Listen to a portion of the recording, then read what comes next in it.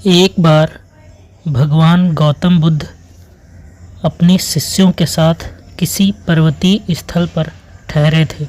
शाम के समय वह अपने एक शिष्य के साथ भ्रमण के लिए निकले।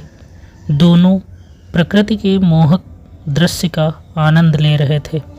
विशाल और मजबूत चट्टान को देख शिष्य के भीतर उत्सुकता जागी। उसने पूछा, इन चट्टानों में तो किसी का शासन नहीं होगा, क्योंकि ये अटल, अविचल और कठोर हैं। शिष्य की बात सुनकर बुद्ध बोले कि नहीं, इन शक्तिशाली चट्टानों पर भी किसी का शासन है। लोहे के प्रहार से इन चट्टानों के भी टुकड़े टुकड़े हो जाते हैं। इस पर शिष्य बोला, तब तो लोहा सर्वशक्तिशाली हुआ। बुद्ध मुस्कुराए और बोले, नहीं, अग्नि अपने ताप से लोहे का रूप परिवर्तित कर सकती है। उन्हें धैर्यपूर्वक सुन रहा शिष्य बोला, इसका मतलब अग्नि सबसे शक्तिवान है। बुद्ध ने फिर उसी भाव से उत्तर दिया, नहीं, जल अग्नि की उष्णता को शीतलता में परिवर्तित कर देता है तथा अग्नि को शांत कर देता है। शिष्य कुछ सोचने लग गया।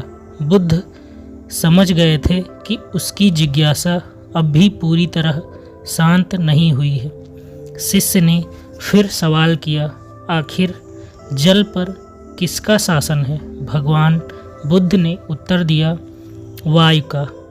वायु का वेग जल की दिशा को बदल देता है। शिष्य कुछ कहता, इससे पहले ही बुद्ध ने कहा कि अब तुम कहोगे पवन सबसे शक्तिशाली हुआ। नहीं, पवन सबसे शक्तिशाली नहीं है।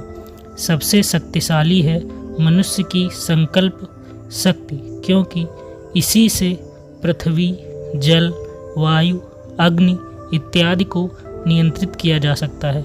जीवन में कोई भी महत्वपूर्ण कार्य संकल्प शक्ति के बगैर असंभव है। इसलिए अपने भीतर संकल्प शक्ति का विकास करो।